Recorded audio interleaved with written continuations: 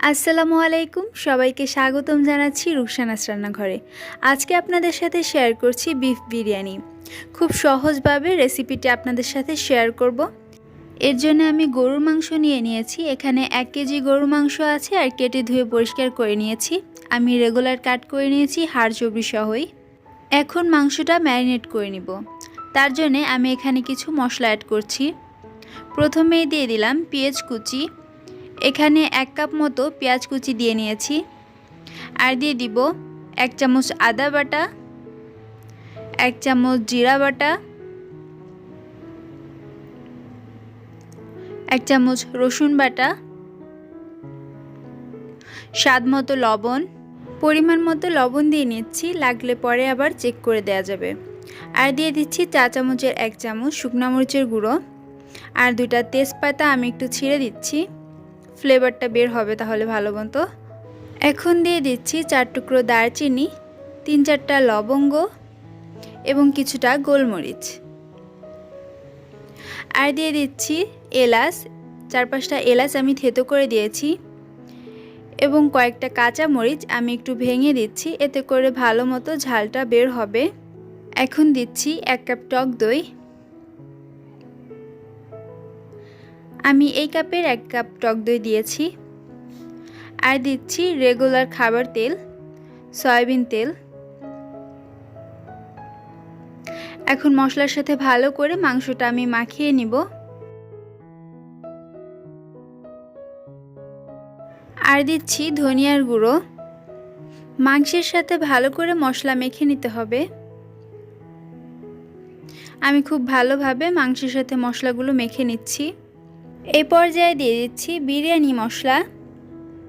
আমি এখানে 2 চামচের মতো বিরিয়ানি মশলা দিয়ে দিচ্ছি। বিরিয়ানি মশলাটা দিয়েও ভালোভাবে মেখে নিব। আবার মাংসের সাথে মশলা ভালোভাবে মাখিয়ে নিয়েছি। এখন আমি এটা 15 মিনিটের জন্য এভাবে রেস্টে রেখে দিব। আপনাদের হাতে সময় থাকলে আরও বেশিক্ষণ রাখবেন, আর যদি হাতে সময় না থাকে তাহলে এভাবেই রান্না করে নেবেন, ম্যারিনেট করে আর রাখতে হবে না। আমি কড়াইটা চুলায় বসিয়ে দিয়েছি। এখন আমি এর মধ্যে সামান্য পানি অ্যাড করে দিচ্ছি। আমি ছোট মগের 1 মগ পানি দিয়ে নিচ্ছি, যেহেতু এটা গরুর মাংস সেদ্ধ হতে একটু পানির প্রয়োজন হবে, তাই আমি একটু পানি দিয়ে নিচ্ছি। আর পানি দিব না, এই পানি দিয়েই মাংসটা সেদ্ধ করে নিব।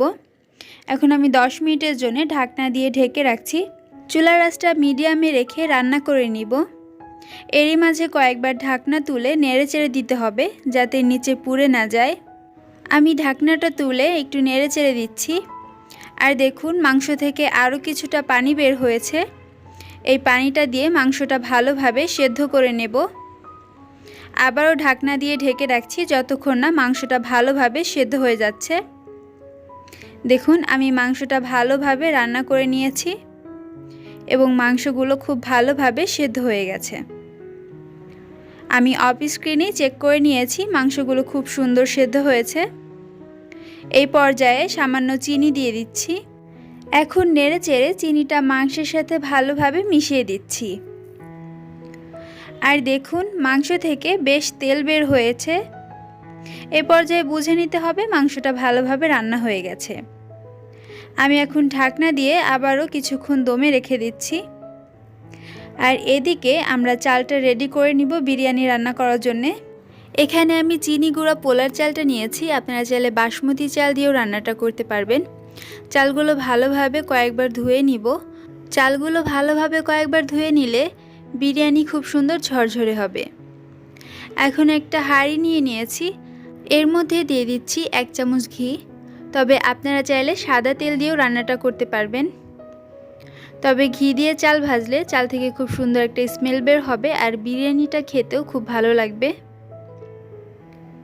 এখন দিয়ে দিচ্ছি 3টা এলাচ। তবে এলাচের মুখগুলো একটু চিড়ে দিতে হবে, তাহলে স্মেলটা ভালো মতো বের হবে। এরপর ধুয়ে রাখা পোলার চালগুলো দিয়ে দিচ্ছি। এখন পোলার চাল ঘির সাথে বেশ কিছুক্ষণ ভেজে নিব। আমি 2-3 মিনিট মতো ভেজে নিচ্ছি।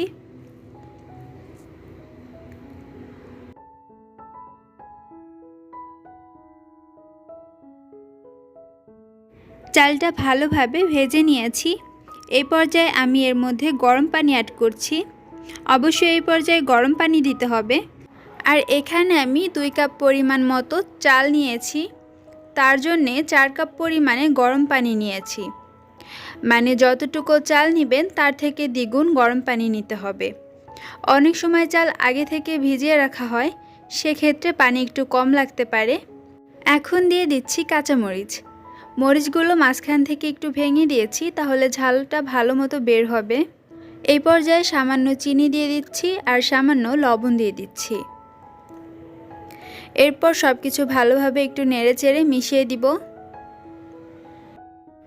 এই পর্যায়ে 1 চামচের মতো বিরিয়ানি মশলা দিয়ে দিচ্ছি।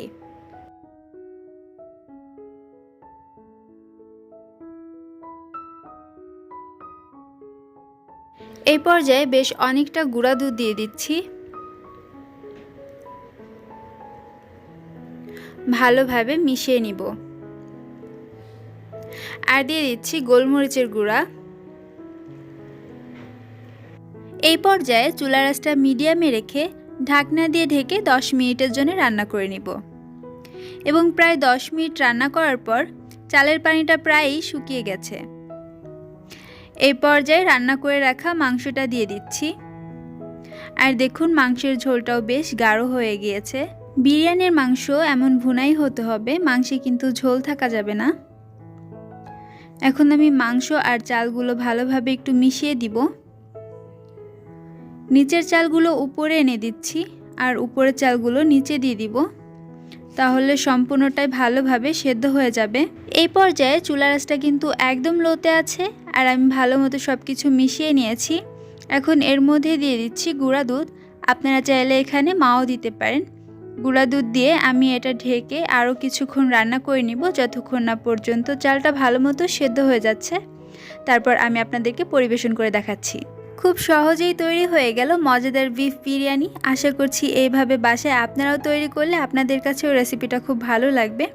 এমন মজার মজার রেসিপি পাওয়ার জন্য আমার চ্যানেলটি অবশ্যই সাবস্ক্রাইব করে রাখবেন আর পাশে থাকা বেল আইকনটি প্রেস করে রাখবেন। আজকের মতো বিদায় জানাচ্ছি। সবাই খুব ভালো থাকবেন। আল্লাহ হাফেজ।